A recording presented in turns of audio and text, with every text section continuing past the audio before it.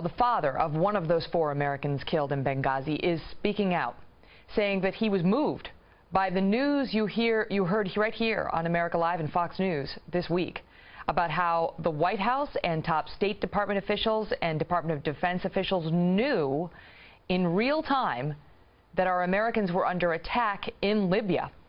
The father of former Navy SEAL Tyrone Woods calling into the Lars Larson radio show, telling a remarkable story about meeting President Obama and Secretary of State Hillary Clinton after his son was killed. Tyrone Woods, again, was in Benghazi when the consulate was attacked. He was stationed in an annex about a mile away from the consulate. He responded to calls for help and escaped, only to be found nearly 6 hours later back at the annex, and that is where he was killed by mortar fire. This is the aftermath of that attack. On September 14th, the bodies of Tyrone Woods, U.S. Ambassador Chris Stevens, and 2 other Americans were returned home. Their coffins were met at Andrews Air Force Base by the President and the Secretary of State, among others. And that is where we pick up the story of Tyrone Woods' father. He was there as well. And he recounted to Lars meeting the President and the Secretary of State.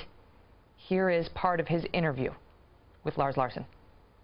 When the President, we had 4 kind of little pod areas there with each one of the families. And when he came over to our little area, you know, I could tell he kind of just mumbled, you know, I'm sorry.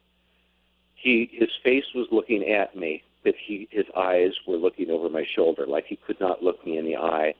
And it was not a sincere, I'm really sorry, you know, that your son died, but it was a totally insincere, more of a whining type, I'm sorry. And it was like just shaking hands with a dead fish. It just didn't feel right. And now it's coming out that apparently the White House Situation Room was watching our people die in real time. This was happening.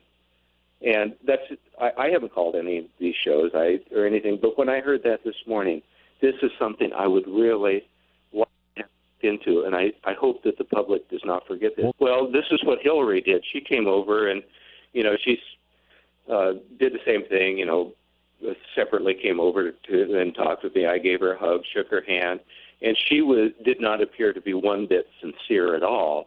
And, you know, she mentioned that thing about we're going to have that person arrested and prosecuted that did the video. That was the first time I'd even heard about anything like that. And, you know, apparently even the State Department had live stream and was aware of their calls for help. This was my son. He wasn't even there. He was at a state house about a mile away. He got the distress call. He heard them crying for help.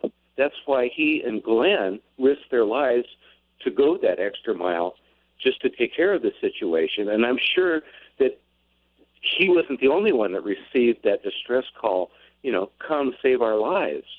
You know, I'm sure that other people in the military, in the State Department, in the White House received that same call that he would have received. 6 more days he would have been home.